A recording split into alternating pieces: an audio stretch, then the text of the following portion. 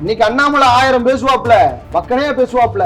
அதிமுகவோடு கூட்டு சேர்ந்து வந்த எம்எல்ஏ சீட் தானங்க இது. இந்திய நாட்டினுடைய விடுதலைக்காக எத்தனை இஸ்லாமியர்கள், சிறுபான்மை மக்கள், எத்தனை இந்துக்கள், இந்திய தேசமே திரண்டு நின்று போராட்டம் நடத்துச்சு. RSS காரனை போல சூவனைக்குச்சா? இந்தியாவில் இருக்கக்கூடிய பெரும்பான்மையான விவசாய இயக்கங்கள் எல்லோரும் ஒன்று சேர்ந்து டெல்லியில் ஒரு மிகப்பெரிய போராட்டம். கிட்டத்தட்ட 15 மாசம் அங்க இந்த போராட்டம் நடந்துச்சுங்க. எதுக்காக நடந்துச்சு? 140 கோடி பேருக்கு சோறு போடக்கூடிய விவசாயி, அந்த விவசாயி அவனுடைய உரிமைகளுக்காக போராட்டம் நடத்துகிறான். கிட்டத்தட்ட 15 மாத காலம் போராட்டம். நரேந்திர மோடி காதுல பஞ்சு வச்சுக்கிட்டு உட்காந்துட்டு இருந்தாரு. என்ன ஏதுன்னு கேட்கல, ஏன் எதுக்குன்னு கேட்கல. டெல்லியில போராட்டம் நடக்கிறதாவே தெரியல. அதானிக்கும் அம்பானிக்கும் பூஜா தூக்கிட்டுல போனாரு. பெரும் பெரும் கார்பரேட் நிறுவனங்களுக்கு தாராளமால கொடுத்தாரு. எங்க பக்குவமா கையாண்டாரு. எவ்வளவு விவசாயிகள் செத்து போனாங்க. யாருனால செத்து போனாங்க? பாஜகவால.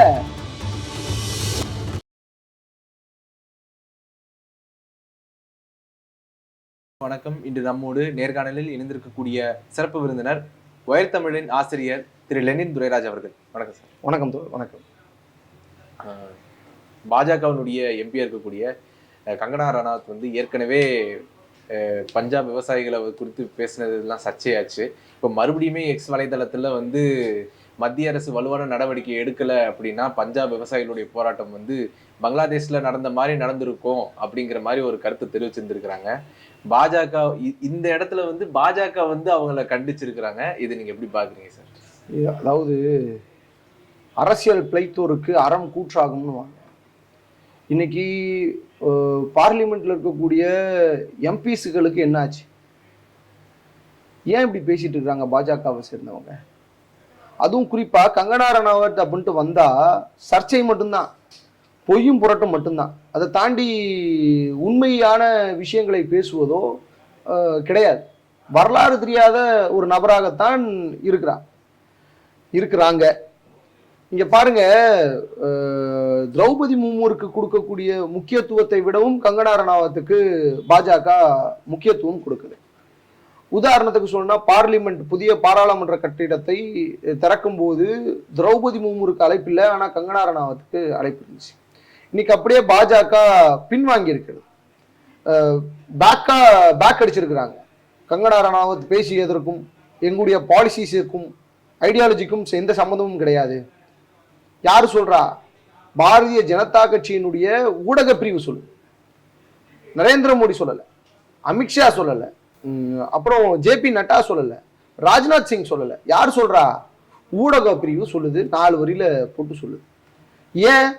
ஏன்னா அடுத்தது ஹரியானாவில் தேர்தல் வரப்போகுது. ஏற்கனவே ஹரியானாவில் அவர்களுக்கு பிரச்சனை. இந்தியாவில் இருக்கக்கூடிய பெரும்பான்மையான விவசாய இயக்கங்கள் எல்லோரும் ஒன்று சேர்ந்து டெல்லியில் ஒரு மிகப்பெரிய போராட்டம். கிட்டத்தட்ட 15 மாசம் அங்க இந்த போராட்டம் நடந்துச்சுங்க. எதுக்காக நடந்துச்சு? 140 கோடி பேருக்கு சோறு போடக்கூடிய விவசாயி, அந்த விவசாயி அவனுடைய உரிமைகளுக்காக போராட்டம் நடத்துகிறான். கிட்டத்தட்ட 15 மாத காலம் போராட்டம். நரேந்திர மோடி காதுல பஞ்சு வச்சுக்கிட்டு உட்காந்துட்டு இருந்தாரு. என்ன ஏதுன்னு கேட்கல, ஏன் எதுக்குன்னு கேட்கல. டெல்லியில போராட்டம் நடக்கிறதாவே தெரியல. அப்படிதானே பேசிட்டு இருந்தாரு. அந்த விவசாயிகள் போராட்டத்திற்கு உள்ள டெல்லிக்குள்ள அனுமதிக்கிறதுக்கு காவல்துறை அனுமதிக்கல. நிறைய பாதுகாப்பு எல்லாம் இருந்தது. ஆமா, பாதுகாப்பு போட்டிருந்தாங்க. பெரிய பெரிய கற்களை கொண்டு கான்கிரீட் கற்களை போட்டாங்க, முள்களை எடுத்து போட்டாங்க. ஆனா கங்கனா ரனாவத் என்ன சொல்றாங்க? விவசாயிகள்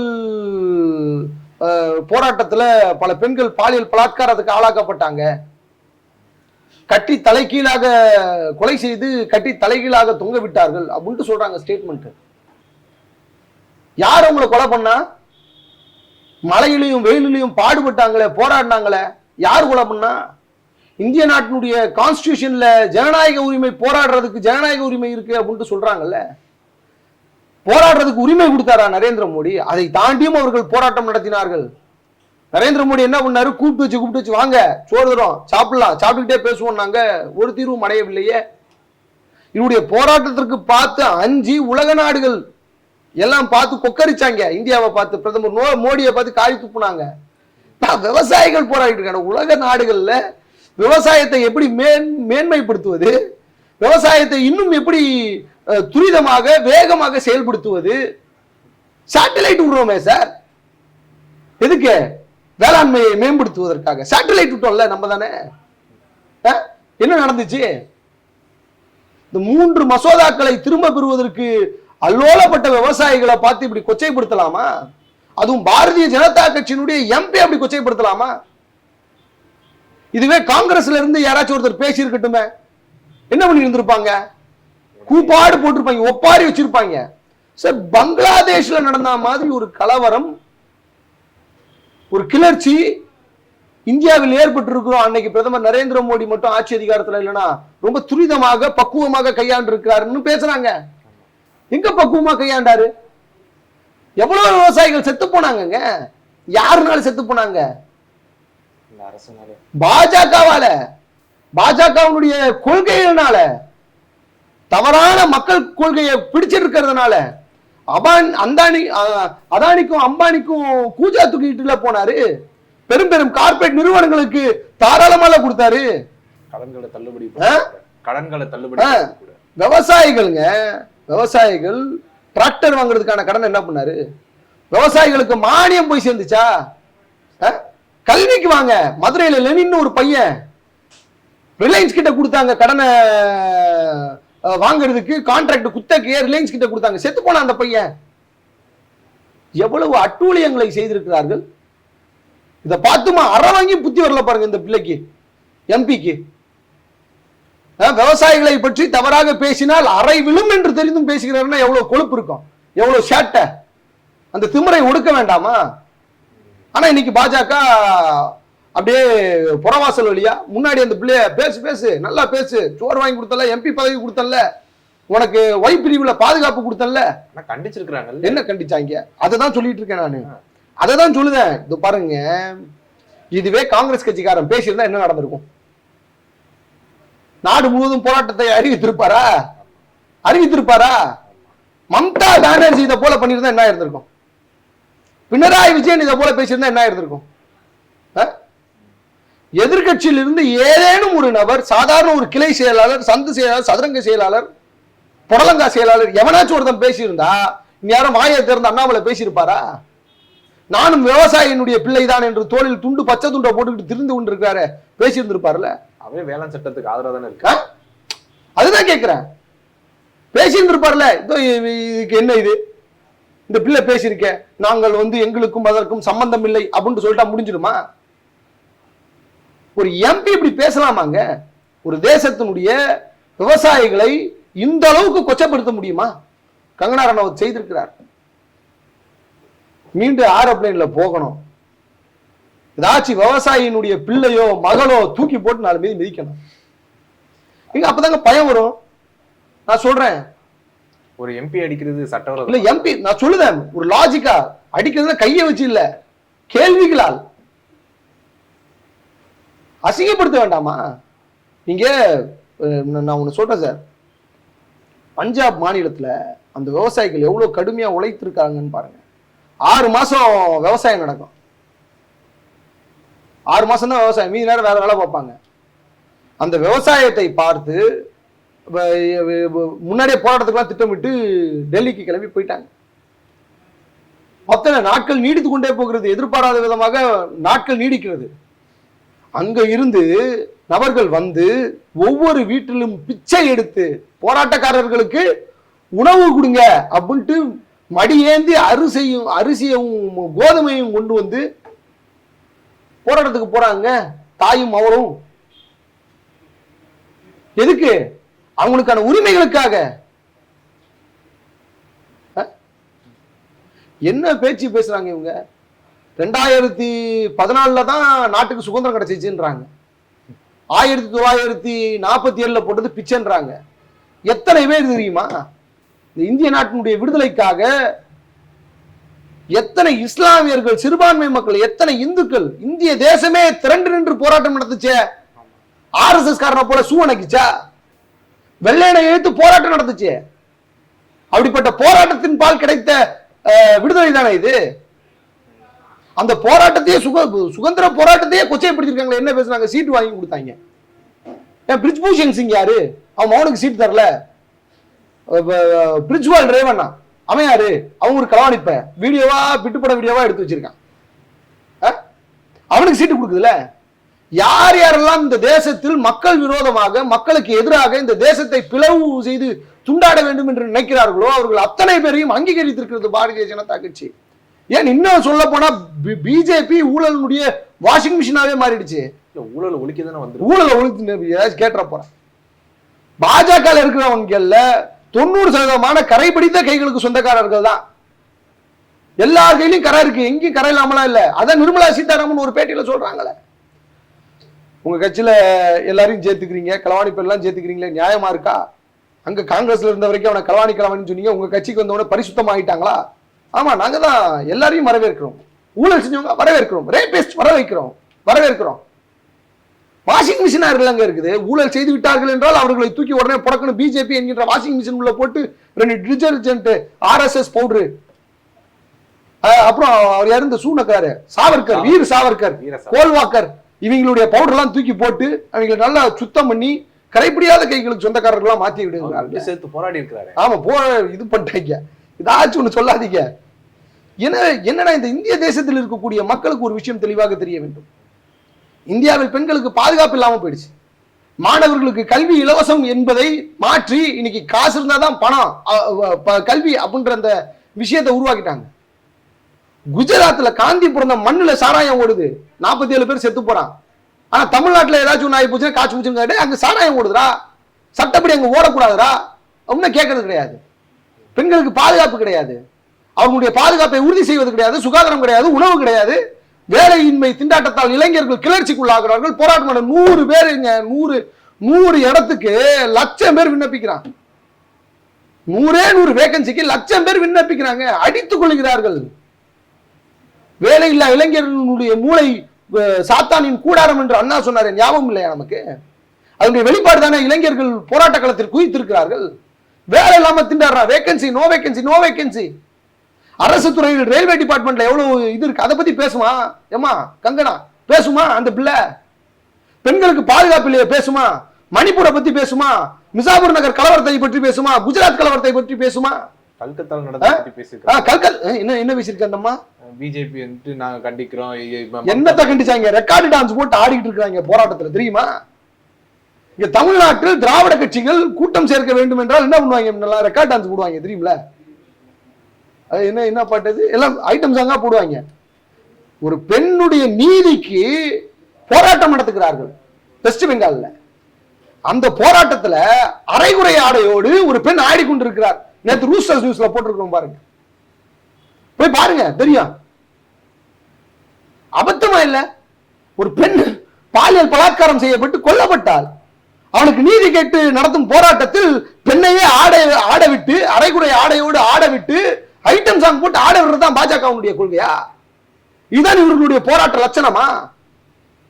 ஏன் மணிப்பூருக்காக பேசல? போக வேண்டியதானே. இன்னைக்கு வரைக்கும் பிரதமர் நரேந்திர மோடி போனாரா மணிப்பூருக்கு? இங்க பாருங்க, இஸ்லாமியரை பிரசிடென்டா மாத்திட்டு இஸ்லாமியர்களை கொன்று குவித்தார் நரேந்திர மோடி. அதே போல இன்று பழங்குடி மக்களை, இனத்தை சேர்ந்த ஒருவரை பிரசிடென்டா மாத்திட்டு பழங்குடி மக்களை அழித்துக் கொண்டிருக்கிறார்கள். இதுதான் இவருடைய கொள்கை, இதுதான் இவருடைய நோக்கம். கங்கனா ரனாவத் எம்பி ஆனதுக்கு அவமானமா இல்லையா? அவமானப்பட வேண்டாமா சார்? ஒண்ணு இல்ல சார், எல்லாருக்கும் நாங்க மக்களின் பால் ஆட்சி செய்கிறோம். அது என்ன வார்த்தை? அது நல்ல வார்த்தை. சப்கா சாத் சப்கா விகாஸ். என்ன உங்களுடைய இது மானகட்டத்தனமா போய் சொல்லிக்கிட்டு? எங்க பெண்களுக்கு மகளிர் தினம் வருது, இல்ல ரக்ஷா பந்தன் நினைக்கிறேன், ரக்ஷா பந்தன் அப்போ மானியம் கொடுக்கிறோம் நாங்க அப்படின்னு சொல்லி சிலிண்டருடைய விலையை கம்மி பண்ணாங்க. இன்னைக்கு சிலிண்டருடைய விலை ஏறி போச்சு. அடுத்து தேர்தல் வரும், மீண்டும் சிலிண்டர் விலையை கம்மி பண்ணுவாங்க, மீண்டும் ஏத்துவாங்க, பெட்ரோல் விலையை கம்மி பண்ணுவாங்க, ஏத்துவாங்க. பிரதமர் நரேந்திர மோடி உடனே சொல்லுவார், எங்களுக்கும் பெட்ரோலுக்கும் சம்பந்தமே கிடையாது, அது ஒரு நிறுவனம் இருக்கு, அதை பார்க்க. ஆனா தேர்தல் வர நேரம் குறைப்பாரு. யார் குறைப்பா? நரேந்திர மோடி சொல்லுவாரு. ஏத்தும் போது நரேந்திர மோடி பேச மாட்டார். ஏங்க கங்கனா ரனாவத் பேசினதற்கு மன்னிப்பு கேட்கணும்ல? இன்னைக்கு வரைக்கும் அந்த அம்மா மன்னிப்பு கேட்டுச்சா? she should be guilty, right? ஏன் கில்ட்டி ஆகல? அப்போ அந்த பொண்ணு பேசுனது, அந்த எம்பி பேசினதை அவங்க சரின்னு ஏத்துக்கிறாங்க. இதான அர்த்தம். இதை மக்களை ஏத்துக்கிட்டு பாத்துக்கிட்டு இருக்கலாமா? அப்ப பாஜக கண்டிச்சிருக்கிறது நம்ம எப்படி பாக்குறது? என்னது பாஜக? இப்போ பாஜக வந்து நீ பேசாத, ஹரியானாவில் தேர்தல் நடக்குது, தேர்தல் வரப்போகுது, எதுக்கு பேசுற? ஏற்கனவே உன்னால காரி காரி துப்பிட்டு இருக்காங்க. இப்போ நீங்க வந்து கான்ட்ரவர்சியான சப்ஜெக்ட் பேசாதீங்க. அதாவது கங்கனா ரணாவத் செய்தியாளர்களை சந்தித்து பேசக்கூடிய எதற்கும் பாரதிய ஜனதா கட்சி பொறுப்பேற்காது. அதனுடைய கொள்கை அது கிடையாது. அவங்க எங்களுடைய அங்கீகரிக்கப்பட்ட ஒரு நபர் கிடையாது, செய்தி தொடர்பாளர் கிடையாது. அவங்க பேசுறதுல அவங்களுடைய தனிப்பட்ட கருத்து, பாஜக அவங்களுடைய கருத்து கிடையாதுன்னு சொல்லி அறிவிச்சிட்டாங்களேங்க. நீங்க பேசாம இருக்குன்னு சொல்லியிருக்கு, அவ்வளவுதான். அது சொல்றதுக்கு பாஜகவுக்கு உரிமை இருக்கு, ஏன்னா பாஜக எம்பி தானே, சொல்றதுக்கு உரிமை இருக்குது. ஆனா அதே நேரத்தில் அவர்கள் எப்படி மக்களை பார்க்கிறார்கள் என்கின்ற பார்வையும் நமக்கு மட்டுமல்ல. தமிழ்நாடு காங்கிரஸ் கமிட்டி செல்வ பெருந்தகை ஒரு போராட்டம் நடத்த போறதா இருக்கிறாங்க. கங்கனா ரணாவத்தை எதிர்த்து அவங்க பேசிய வார்த்தைகள் எல்லாம் கண்டித்து ஒரு போராட்டம் நடத்த போவதாக அரசியல் புரசலாக தகவலும் வந்துகிட்டு இருக்குது. தமிழ்நாட்டிலையும் போராட்டம் வெடிக்கும்னு நினைக்கிறேன்.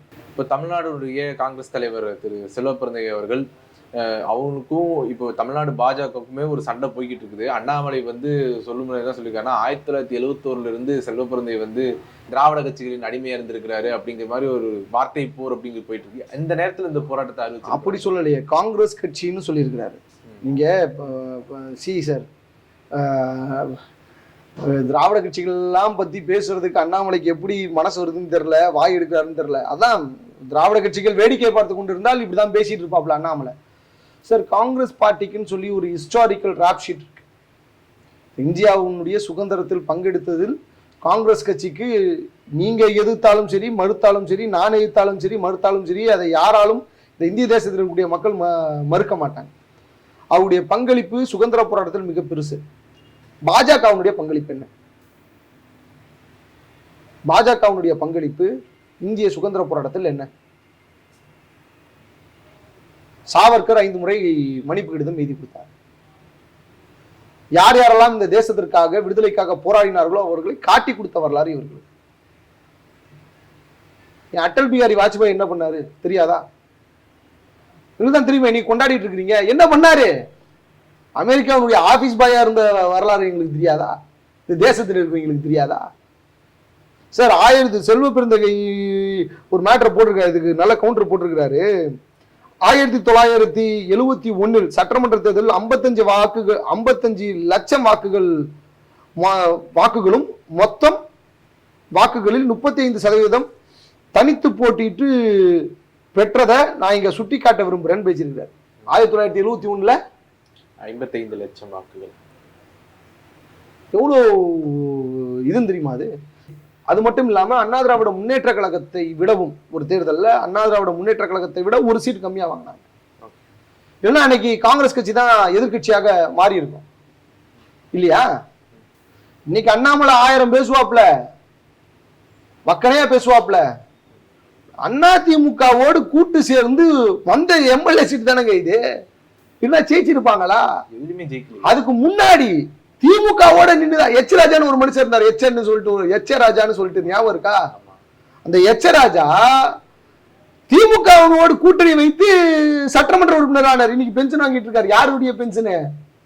திமுக போட்ட பிச்சை, திமுக போட்ட பிச்சை அதில் வாழ்ந்து கொண்டிருக்கிறார். இன்னைக்கு அண்ணா திராவிட முன்னேற்ற கழகத்தோடு கூட்டணி வைத்துக் கொண்டு அண்ணா திராவிட முன்னேற்ற கழகத்தையே ஏற்றுக் கொண்டிருக்கிறார். மெயின் ரோடு ஜெயக்குமார் வந்து பேட்டி கொடுத்திருக்காரு, பாத்தீங்களா? மோசமா பேசியிருக்கிறாரு. நாங்க போட்ட பிச்சைடா உனக்கு, நாங்கள் இட்ட பிச்சையில் நீ வந்து சட்டமன்ற உறுப்பினராக இருக்கிற, தனித்து போட்டிட்டு பார்ப்போம். ஆனாலுமே கூட பாருங்களேன், அண்ணா திராவிட முன்னேற்ற கழகத்துக்கு என்ன தெரியல, நாங்க தனித்து போட்டிடுவோம், பாஜகவோடு கூட்டு சேர மாட்டோம்னு சொல்ல முடியல. காங்கிரஸ் ஏங்க பேசணும்? காங்கிரஸ் ஏன் பேசணும்? காங்கிரஸுக்கு ஒரு பெரிய ஹிஸ்டாரிக்கல் பேக்ரவுண்ட் இருக்கு. அவர்கள் இந்த தேசத்திற்காக தியாகம் செய்தவர்கள். அண்ணாமலைக்கு என்ன தெரியும் அந்த தியாகத்தை பத்தி? சாவர்கரையும் கோல்வாக்கரையும் ஹெட்வேக்கரையும் பார்த்துட்டு அவங்கள படிச்சுட்டு பேசிட்டு இருக்கக்கூடிய ஒரு மனிதர். என்ன ஐடியாலஜிஸ் அவங்க? என்ன ஐடியாலஜி? புடலங்க ஐடியாலஜி. அவங்க தேரியிலேயே அவங்களுடைய தேரியிலேயே நிறைய மிஸ்டேக்ஸ் இருக்கு சார். அவங்களுடைய தேரியை பிரேக் பண்ணி ஸ்ரீவித்யான்னு ஒரு தோழர் இருக்கிறாங்க பாருங்க, பிரேக் பண்ணி பேசிட்டு இருக்கிறாங்க. அவங்க எழுதின புத்தகங்கள் எல்லாம் எடுத்து பேசிட்டு இருக்கிறாங்க. வயர்த்தமிழ்ல பேசியிருக்கிறோம் அவங்க எழுதின புத்தகத்தினுடைய பொய்ஷியை பத்தி. சனாதன ஐடியாலஜி சார். என்ன சனாதன ஐடியாலஜி? சாணி ஐடியாலஜி. சனாதனத்தின் மூலமா தேசத்துக்கு sir what I mean is sir, ஒரே ஒரு சிம்பிளான விஷயம். தமிழ்நாட்டில் பாரதிய ஜனதா கட்சி ஒருபோதும் மலராது. எங்க ஒரு மாநாடு நடத்தினாங்க 2014 கடல் தாமரை மாநாடு நடத்தினாங்க. ஒரு சீட்டு கூட ஜெயிக்கல. இந்த எம்பி எலெக்ஷன் பாருங்க, அண்ணாமலை வாயை திறந்து பேசினாரு, நாங்கள் இவ்வளவு பெற்று விடுவோம், 20 சீட்டு உறுதி, 40 எங்களுது. மோடி எப்படி சொன்னாரு, ஆப்கி பார் 400 பார், மோடிக்கா சாக்கோ பார் மாதிரியே இன்னைக்கு அண்ணாமலை 40 தொகுதியிலையும் மண்ணை வாரி குழி தோண்டி புதைச்சிட்டாங்க. கூட்டணி கட்சிகளுக்கு மரியாதை கொடுக்கல. அது ஒரு பஞ்சாயத்து, அவங்க கூட்டணிக்குள்ளேயே பஞ்சாயத்து, ஊர்லாப்பட்ட பஞ்சாயத்து. இன்னைக்கு 40 தொகுதிகளையும் திமுக வந்து கைப்பற்றி இருக்குது, இந்தியா கூட்டணி கைப்பற்றி இருக்குது. செல்வ பெருந்தகையினுடைய உழைப்பு அதுல அளப்பெரியது. எல்லா தொகுதிக்கும் சென்றிருக்கிறார் செல்வ பெருந்தகை. சு வெங்கடேசன்ல இருந்து கம்யூனிஸ்ட் தோழர்களுக்கு, திமுக தோழர்களுக்கு, மதிமுக தோழர்களுக்கு, எல்லா அரசியல் கட்சி தலைவர்களுக்கு உறுதிப்படுத்திருக்கிறார்கள். அவருக்கு வந்த சீட்டுகள் எல்லாத்தையும் ஜெயிச்சிருக்கிறாங்க. காங்கிரஸ் அண்ணாமலைக்கு கொடுத்தாங்களே சீட்டு, ஜெயிக்க முடிஞ்சுச்சா? ஏன் பாஜகவில் இருக்கக்கூடிய ஒருத்தர் கவுன்சிலர் எலெக்ஷன்ல ஜெயிக்கிறார், போட்டி போடுறாரு. கோயம்புத்தூர்ல நான் தான் ஜெயிக்க போறேன்னு ஆமா, காய்ச்சி பூச்சின்னு கத்திக்கிட்டு இருந்தாரு. என்னாச்சு? ஒன்னும் ஆகல. நீங்க தொடர்ச்சியாக பாருங்க, தமிழ்நாட்டில் பாரதிய ஜனதா கட்சிக்கு ஒருபோதும் இடம் கிடையாது. இவர்கள் காங்கிரஸை எதிர்த்து பேசுறாங்களா, அதெல்லாம் அபத்தமானது. நான் கேட்கிறேன், ஃபீல்டு ஒர்க்னா என்ன தெரியுமா? நான் ஒரு தடவை செல்வ பெருந்தகை பார்த்துருக்குறேங்க. அவரை ஒரு சாதாரண ஒரு ஆளு அலுவலகத்துக்குள்ள வர்றாரு. ஒரு சின்ன விசிட் போயிருந்தோம், சும்மா பார்க்கறதுக்காக, ஒரு உதவிக்காக போயிருந்தோம். ஒரு சாதாரண தொழிலாளி தலையில தலப்பா கட்டிக்கிட்டு வர்றாரு. நேரடியாக வந்து போட்டோ எடுத்து, ஆனா போட்டோ எடுக்கணும் உங்களோட, பாப்பா வந்து எடு, எதுக்கு தாங்கி தாங்கி நின்றுட்டு இருக்க, வா அப்படின்னு சொல்லி தோல் அணைச்சு அப்படி பிடிச்சி போட்டோ எடுக்கிறார். நான் நின்றுட்டு இருந்தேன். நீங்க பார்க்கலையா இப்போ காங்கிரஸ் கட்சியினுடைய வளர்ச்சிய? இதோ இடி அலுவலகம், அமலாக்கத்துறை அலுவலகத்தை முற்றுகையிட்டார்களே, பார்க்கலையா? எவ்வளவு ஆயிரம். அன்னைக்கு ஒருத்தர் இருந்தார், ஒரு தலைவர் காங்கிரஸ் கட்சியில இருக்கும்போது என்ன நடந்துச்சு, 4 பேர் மட்டும் தண்டவாளத்தை மறிச்சிருந்தாங்க. இன்னைக்கு சொல்ல முடியுமா? காங்கிரஸை பற்றி பேச முடியுமா? போங்க இடி ஆபீஸ் அலுவலகத்தை போயிட்டு பாருங்க, அந்த போராட்டத்தை போயிட்டு பாருங்க. பஸ் பத்தலங்க. செல்வ பெருந்தகை மேடையில் நின்றுகிட்டு சொல்றாரு, டிசி சார் பஸ் இல்லையா, அரெஸ்ட் ஆகணும், வாங்க வாங்க சீக்கிரம் பஸ் எடுத்துக்கிட்டு வாங்கன்றாரு. மைக்ல அப்படியே வெளிப்படையா பேசுகிறார். தொண்டர்களோடு பேசிக்கொண்டே இருக்கிறார். அவர் தான் கோஷம் போடுறாரு. பைக்ல வராருங்க, மக்களோட மக்களாக பைக்ல வராரு, கார்ல வரல. போராட்ட களத்திற்கு பைக்ல வராரு. அண்ணாமலை வருகிய நீ என்ன பண்ண? நாங்க தான் பார்த்தோமே, மதன் ரவிச்சந்திரன் விட்டானே, யாரு, மலமாடு அமர் பிரசாத் ரெட்டி. அண்ணாமலைய வந்து நான் சமாளிச்சிருவேன்பா. ஒரு பெரிய பெரிய கட் அவுட் வர்ற வழியெல்லாம் பெரிய பெரிய கட் அவுட் வச்சு அதை பார்த்து அவன் வியந்து நின்றுவான். அப்படிப்பட்ட நபரையா செல்வ பெருந்தகை? உனக்கு எங்க இருக்குது, உனக்கு எங்க இருக்குது? ஏடி போட்டாலும் எட்டுமா? பணத்தை வைத்து வீடியோவை வைத்து மிரட்டி கொண்டு இருக்கக்கூடிய நீ எங்க? மக்களோட மக்களா இருக்கக்கூடிய செல்வ பெருந்தகை எங்க?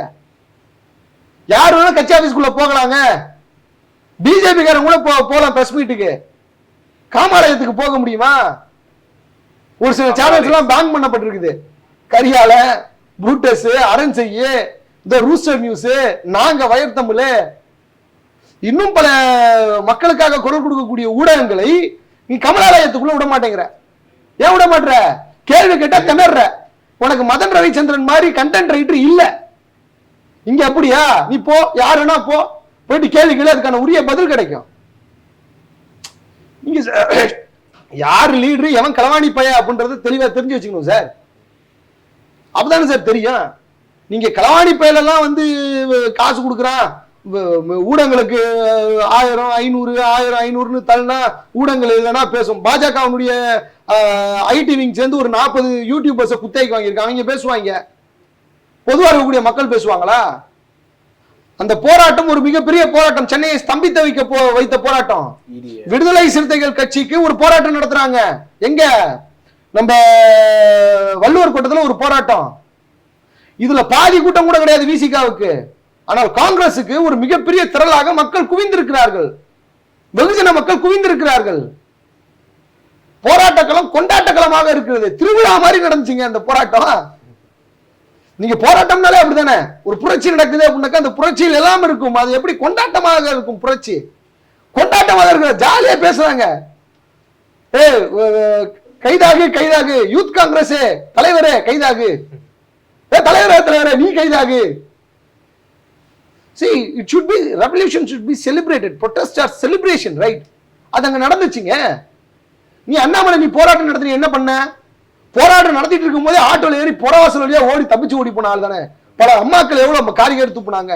கோயம்புத்தூர்ல கூட என்னுடைய அந்த எலெக்ஷன் டைம்ல வந்து ஒரு போராட்டம் நடத்தாங்க. அதுல ஓட்டு போட்டதுக்கு அப்புறம் ஓட்டு போராட்டம் ஆமா வச்சிட்டு இருக்காங்க. இவங்க போராட்டத்தை தூக்கி குப்பையில போட. சார், காங்கிரஸ் தமிழ்நாட்டில் அபரிவிதமான வளர்ச்சியை அடைந்து கொண்டிருக்கிறது. சமீப காலங்களில் நம்ம பார்த்துட்டு இருக்கிறோம். செல்வ பெருந்தகை பேசும் பொருளாக ஊடகங்களில் மாறிக்கொண்டிருக்கிறார். மக்களுக்கு எதிராக நடக்கும் அத்தனை சதி திட்டங்களையும் பேசிக்கொண்டே வருகிறார். அனுதினமும் பேசுகிறார். மக்களுக்காகவே பேசுகிறார். காங்கிரஸ் தவறு செய்தாலும் அதை சுட்டி காமிக்கிறார். இல்லையா? நீ பண்ணிடுயா, அண்ணாமலை பண்ணிடுயா நீ. அப்புறம் என்ன இவருக்கு அவருக்கு கான்ட்ரவர்சி? ஏணி வச்சா கூட எட்டாது அண்ணாமலைக்கு. சார், போயிட்டு சீமானோட எடப்பாடி பழனிசாமியோட சண்டையை தொடர சொல்லுங்க சார். இங்க வர வேணாம் சார், அசிங்கப்பட்டு போவாப்ல.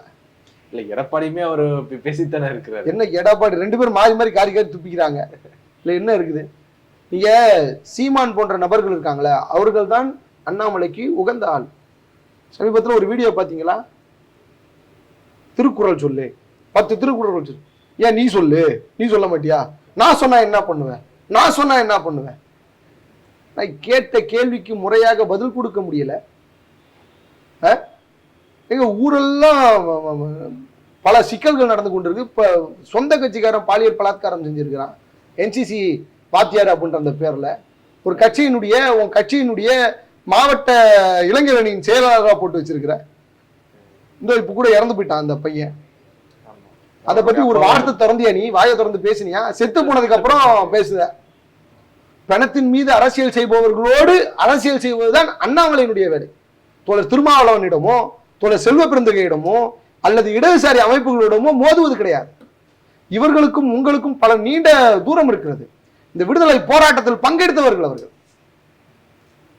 இந்த தேசத்திற்காக உழைத்தவர்கள். கடந்த 10 ஆண்டுகளில் தன்னுடைய கட்சியில் இருக்கக்கூடிய தொண்டர்களை இந்த நாட்டு மக்களுக்காக அர்ப்பணிப்பு செய்ய சொல்லி தூண்டுகோலாக இருந்தவர்கள். உங்களுக்கெல்லாம் என்ன இருக்கு? கேடி ராகவனுடைய வீடியோ எடுத்து வைக்கிறதும், கேசவ விநாயகத்தினுடைய வீடியோ எடுத்து வைக்கிறதும், அக்காவையும் தம்பியவும் பேச விட்டு வேடிக்கை பார்க்கறதும். நீங்க கட்சியா வச்சு நடத்துறீங்க, காமாலயம்ல வச்சு நடத்திட்டு இருக்கிறீங்க. உங்களுடைய நேரத்தை ஒதுக்கி எங்களோட கருத்துல பார்த்துமைக்கு நன்றி சார். ரொம்ப நன்றி.